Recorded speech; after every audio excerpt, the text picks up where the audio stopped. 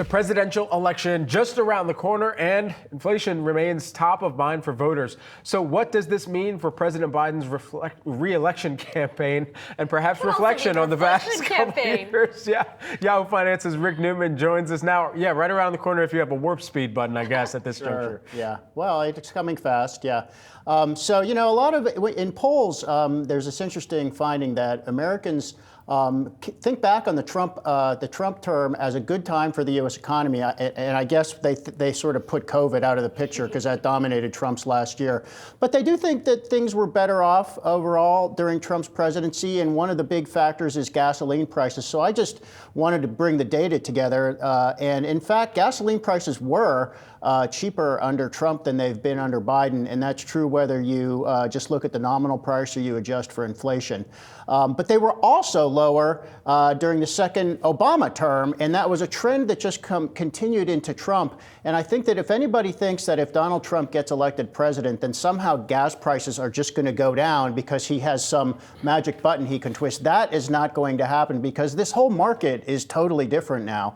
And what was happening during the Trump presidency from 2017 to 2021, we were, the fracking revolution in the United States was picking up steam. We actually had massive overproduction of oil in the United States. And the way you know that is the energy sector performed absolutely terribly during that time. And the reason was they were treating fracking as if it were a growth industry. In other words, you think of startups that go for growth over profitability, try to grab market share. There were lots of energy companies that were trying to do that. And this industry completely face-planted in 2020. Remember, oil price, there was so much overproduction that oil prices briefly went negative. So that is not going to happen again. Whether Trump becomes the next president or Biden remains president, it is not going to change the market for oil and gasoline. Well, and the important reminder being here that we're talking about the U.S. market, but right.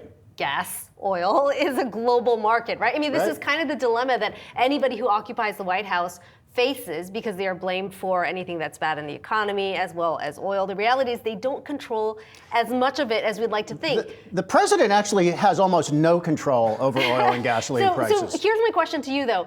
Are there any levers that the president can pull right now, a la SPR, that can at least publicly give him a win?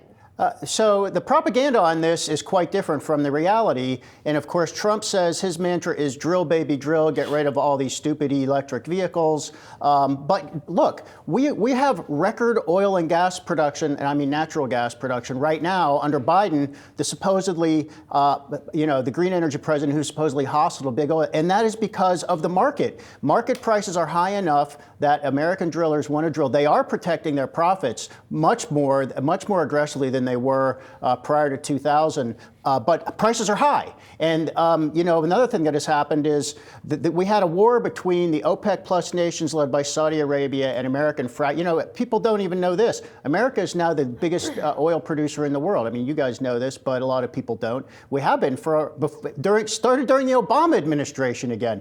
So these are long-term trends. We had OPEC and American frackers trying to outproduce each other in a big market share battle, 2018, 2019, and that's why prices were low. So now we have OPEC plus cutting back on production because they want to push prices up. If Trump becomes president, OPEC plus is not going to say, oh, now we're going to open the gushers because we don't care if prices go down. They're going to keep production tight.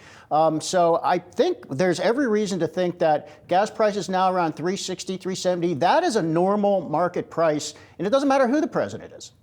And typically in the summer months, right before Memorial Day, we start to see a little bit, yeah. There's a shift over. I mean, that involves the refineries in the United States, but then things settle down over the summer as that transition is in effect, and then prices, we're talking about 10, 15 cents. Yeah, you know, the White House is watching closely to see when does it start to come down. Is it in time for the election? Are they ever? And they even floated the idea that maybe they'll release some new oil from the strategic, some additional oil, and anybody in the industry was like, that is a terrible idea. Yeah. I mean, gas isn't even at $4 per gallon. We don't have an emergency.